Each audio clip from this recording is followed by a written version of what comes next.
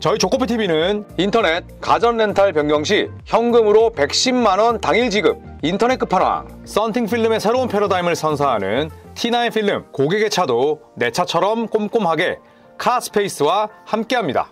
네, 반갑습니다 여러분. 조코피TV 조현일입니다. 자, 2025년 오프시즌이 머지 않았는데요. 빅맨 포지션에 대한 요구, 니즈는 여전히 유효합니다.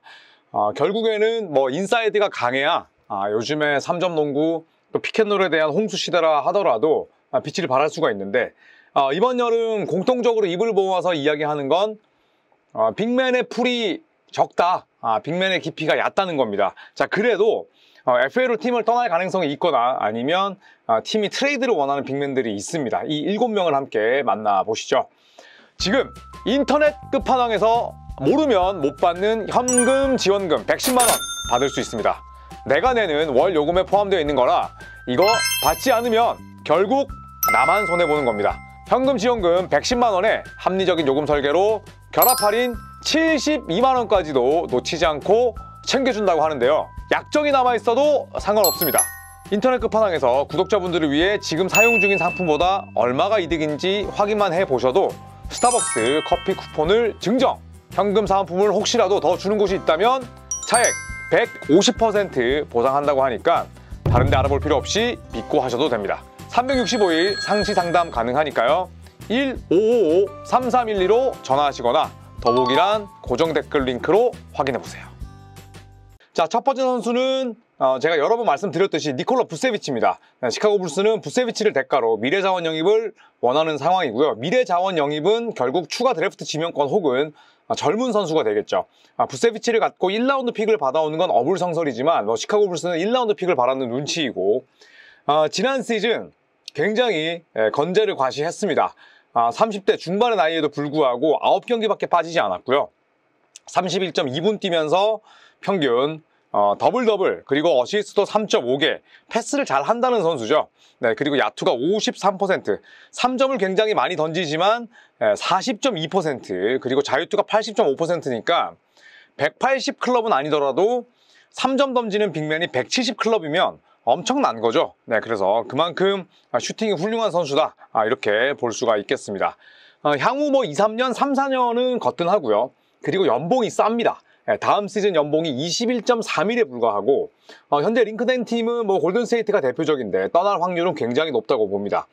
만기로 시카고 불스에서 뛰느니 시카고 불스도 부세비치의 만기 계약을 활용해서 픽이라도 한 장 받아오는 편이 좋아 보이고, 네, 그리고 또 시카고 불스가 현재 이고르 데미네에게 관심이 많다는 말이 있지만, 혹은 부세비치를 생각나게 하는 데릭 킹 같은 선수를 또 지명할 수도 있기 때문에 일단은 부세비치가 떠날 가능성이 높지 않을까 생각을 합니다. LA 레이커스는 그때도 말씀드렸듯이 랍스렛이 필요합니다. 수직의 위협, 수직으로 움직일 수 있는 무기가 필요한 상황이기 때문에 부세비치에 대한 니즈는 적지 않을까 생각을 하고, 아마도 떠난다면 서부 컨퍼런스 쪽이 아닐까 싶긴 한데 일단 상황은 좀 더 주시해봐야겠죠. 자, 그리고 두 번째 선수는 야콥 퍼들입니다. 자, 야콥 퍼들은 계약 기간이 2년밖에 남지 않았습니다. 그런데 2627 시즌은 PO, 플레이 옵션이에요. 그렇기 때문에 사실상 거의 만기라 보시면 됩니다. 퍼들의 나이나 현재 기량을 감안했을 때 옵트인 할 가능성은 높지 않고요. 거의 옵트아웃 할 거예요. 네, 그렇다면 2526 시즌이 개런티는 마지막 해라 보시면 될 것 같습니다. 지난 시즌 57경기 뛰면서 29.6분, 14.5득점, 9.6 리바운드, 2.8어시스트, 그리고 1.2블락. 득점력이 떨어지는 선수도 아니고요. 왜냐하면 플로터나 푸시샷이 굉장히 좋습니다. 그래서 숏롤도 가능하고 긴 롤도 가능하고요. 수비력도 훌륭하죠. 3점을 던질 수 없는 나은 슈터긴 합니다만 야투 성공률은 62.7%로 손끝 감각이 굉장히 좋습니다. 연봉도 싸죠. 네, 심지어 부세비치보다 더 저렴합니다.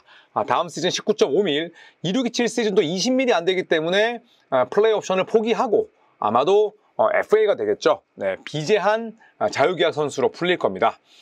링크된 팀은 피닉스, 그 다음에 미러키, 미러키는 로페즈가 떠날 가능성이 있죠. 그리고 LA 레이커스, 이미 2월에 트레이드를 문의한 팀이기도 합니다.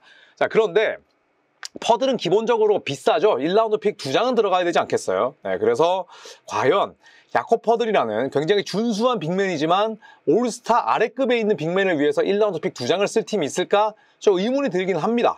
다만 피닉스 혹은 미러키라고 규정을 지은 이유는 야콥 퍼드를 토론토 랩터스가 피닉스의 듀란트, 미러키의 야니스를 영입하기 위해서 매물로 쓸 가능성도 있다는 보도가 나왔기 때문에 물론 제3위 팀에 갈 가능성도 있지만 일단 피닉스와 미러키를 포함을 시켰고요. 다만 떠날 확률은 높지 않다.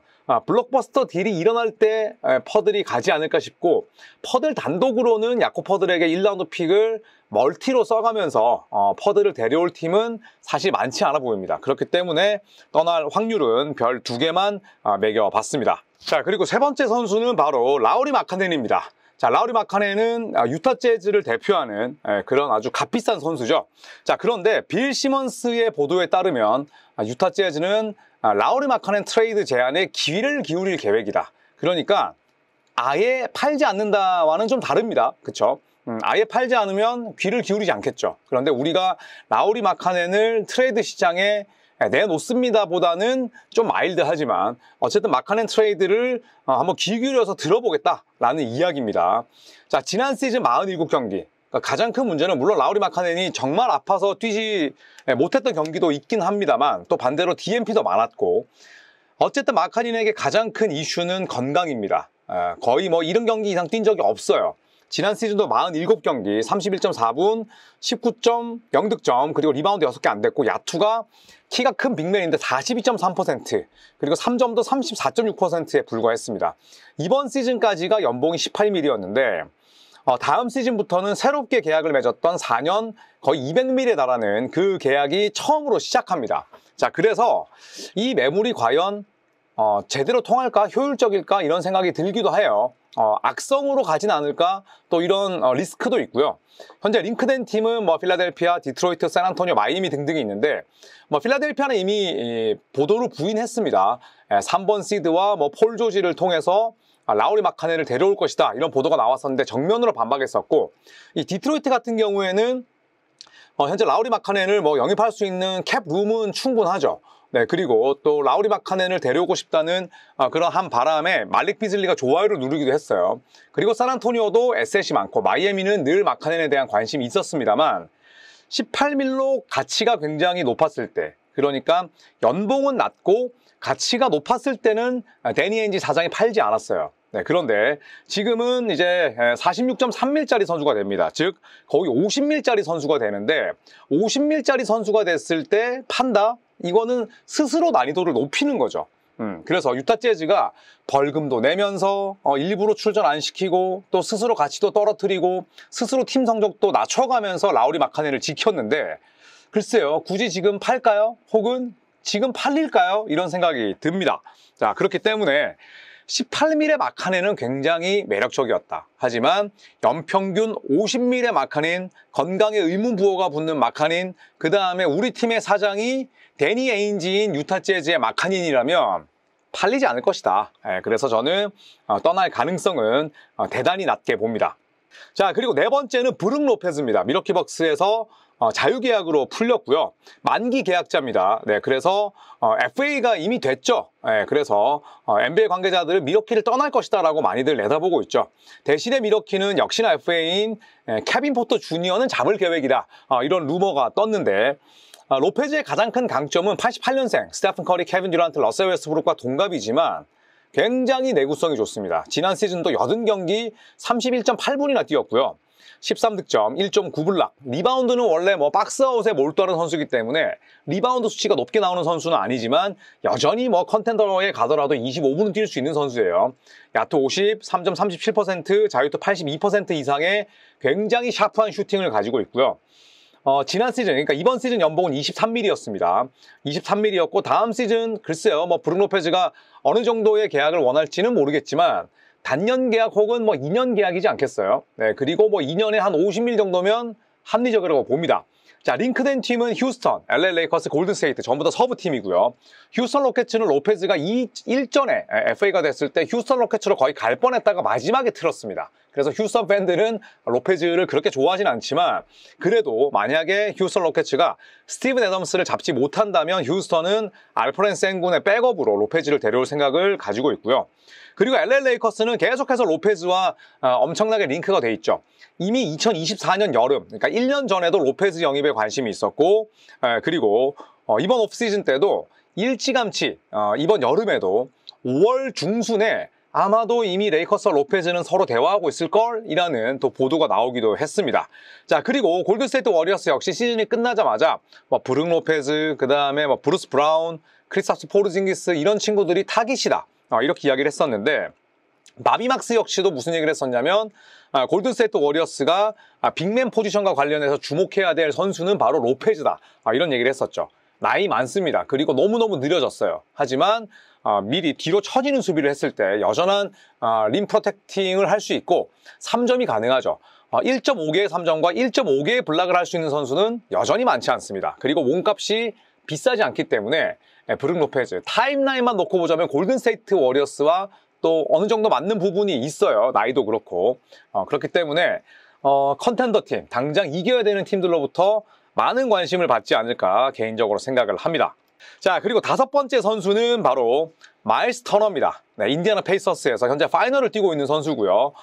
브룩 로페즈와 마찬가지로 올해 연봉이 20밀리였어요. 굉장히 저렴하죠. 네, 그리고 비제한 자유계약 선수로 풀립니다. FA 마일스 터너와 인디애나는 당연히 연장 계약을 추진하고 있죠. 인디애나의 프랜차이즈 스타이자, 그리고 인디애나를 파이널로 이끌었고, 그리고 그동안 비교적 저렴한 몸값으로 아무리 팀이 자체적으로 마일스 터너를 정말 흔들고 아주 미치게 만들어도 이 마일스 터너는 인디애나에 대한 엄청난 충성심을 보여줬습니다. 레지 밀러처럼. 자, 가능성은 낮죠.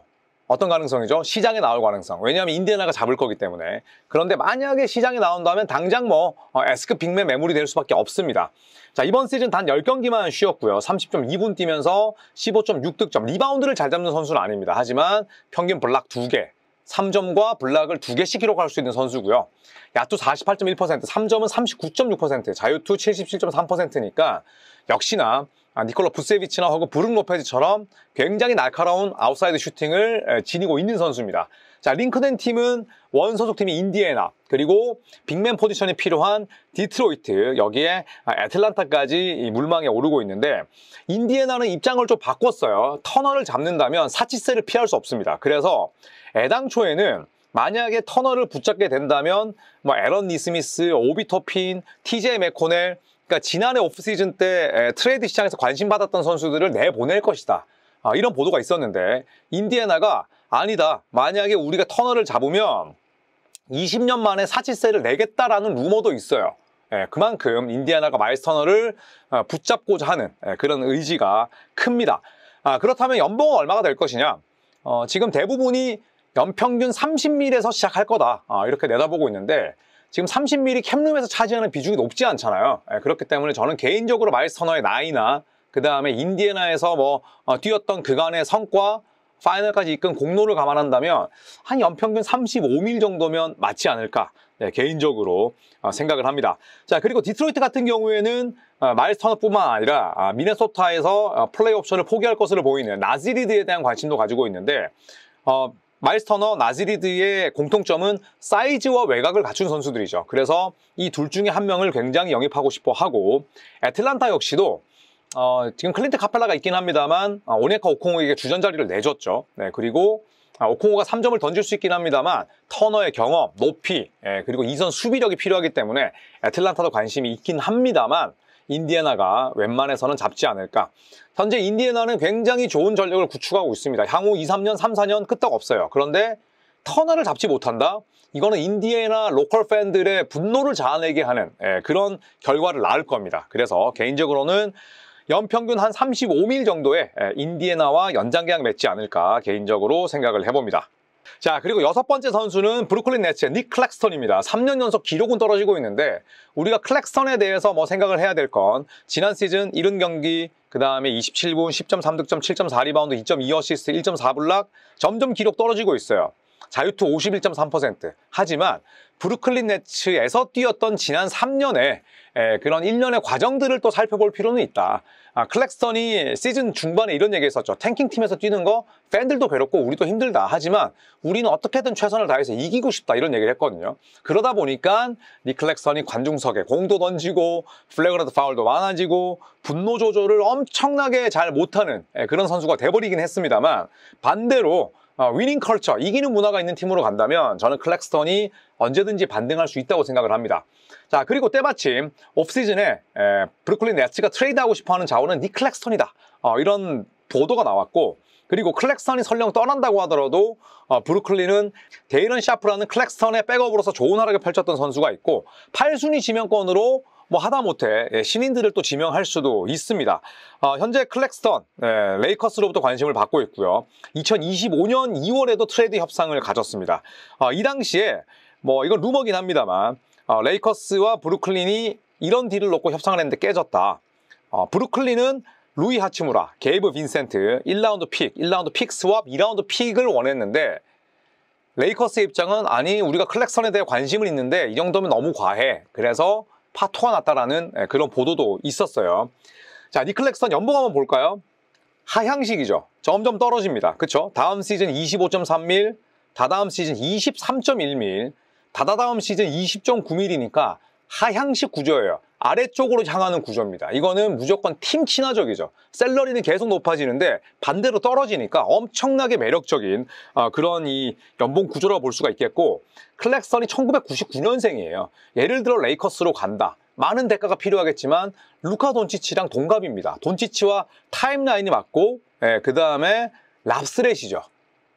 그토록 돈치치가 원하는 그런 유형의 선수라고 볼 수가 있겠고, 그리고 연평균 20밀 이상 따냈고 4년에 뭐 100밀짜리 선수긴 해요. 97밀 플러스 3밀은 보너스인데, 이게 브루클린 네츠 역사상 처음으로 100밀 이상의 계약을 맺은, 브루클린 네츠가 직접 뽑고 키운 선수의 이름을 올릴 정도로 굉장히 많은 관심을 받았던 선수예요.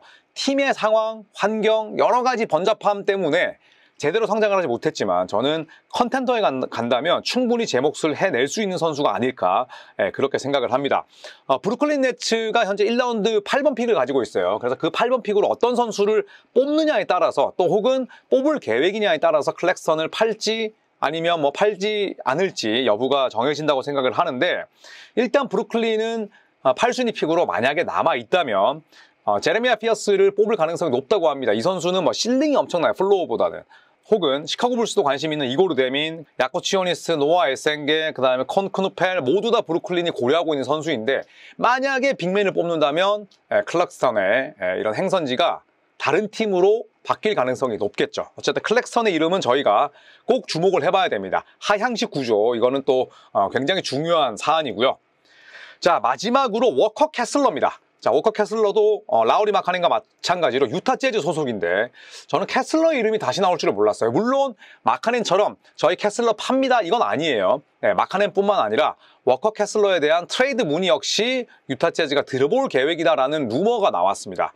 자, 지난 시즌 부상 때문에 58경기 출전에 그쳤지만 더블이었고요. 블락샷 무려 2.4개, 3점을 던질 수 있는 선수인데 볼륨이나 효율은 턱없이 부족해요. 그렇다고 해서 뭐 슛이 아예 나쁜 선수는 아닙니다. 물론 자유투는 52%지만 어느 팀에 가서 어떻게 활용을 하느냐에 따라서 그래도 픽앤팝 정도는 가능합니다. 야투 66.3%는 대부분 2점 야투였고요. 연봉은 다음 시즌 4.8밀인데 루키 스케일 마지막 해예요. 루키 스케일은 4년이잖아요. 그래서 25, 26 시즌이 끝나면 연장 계약을 맺어야 됩니다. 물론 RFA, 제한적 자유계약 선수지만 워커 캐슬러를 데려가는 팀들은 이런 부분까지 고려를 해야 된다는 거죠. 자, 링크된 팀은 역시나 레이커스입니다. 2025년 2월에도 이미 트레이드 협상을 가졌고, 그리고 2025년 2월 트레이드 협상을 레이커스 포함 총 20개 팀이 문의했다고 합니다. 뭘로? 전화로. 그만큼 캐슬러는 굉장히 많은 팀들로부터 관심과 또 애정을 받는 그런 연건이라고 볼 수가 있겠죠. 그 당시에 뭐 캐슬러의 트레이드 가치는 1라운드 픽 2장, 혹은 달튼 커넥트와 1라운드 비보호 픽 1장, 뭐 레이커스와 딜 때 이런 이야기가 나왔었는데, 일단 지금으로서는 뭐 캐슬러의 가치가 더 떨어지거나 낮아지진 않았습니다. 왜냐? 라우리 마카넨은 연평균 50밀짜리 선수가 됐지만 캐슬러는 그래도 루키 스케일이 1년이 남아있고 그리고 아직까지는 더 발전할 여지가 있기 때문이죠. 이런 캐슬러를 놓고 유타 재즈의 입장도 여러모로 좀 바뀌었었어요. 일단 2023년 1월에는 유타 재즈의 입장이 뭐였냐? 라우리 마카넨, 워커 캐슬러 제외 모든 선수들을 팔 수 있어요 라고 이야기를 했는데 그 이후에는 에릭 핑거스가 이렇게 보도했었죠. 유타 재즈의 장기적인 계획에 워커 캐슬러는 포함되어 있지 않다. 이런 이야기도 나왔어요.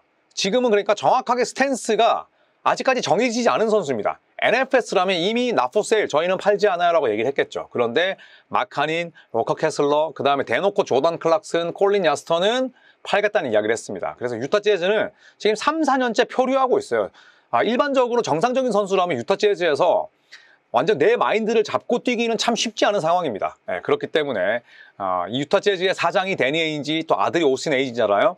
이 두 명이 과연 캐슬러와 라우리 마카넨을 어떻게 처리하거나 아니면 그냥 간만 볼 것인지에 따라서 2025년 여름 오프시즌도 굉장히 크게 향방이 바뀌지 않을까 생각을 해봅니다.